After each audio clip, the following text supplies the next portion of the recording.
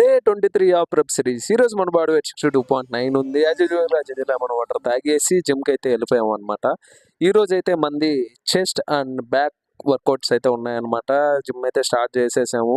చెస్ట్కి ఒక 6 variations, back ఒక 4 variations అయితే చేశాను. టైం అయిపోయింది అప్పటికే, అందుకని 4 వేరియేషన్తోనే ఆపేశాను అనమాట.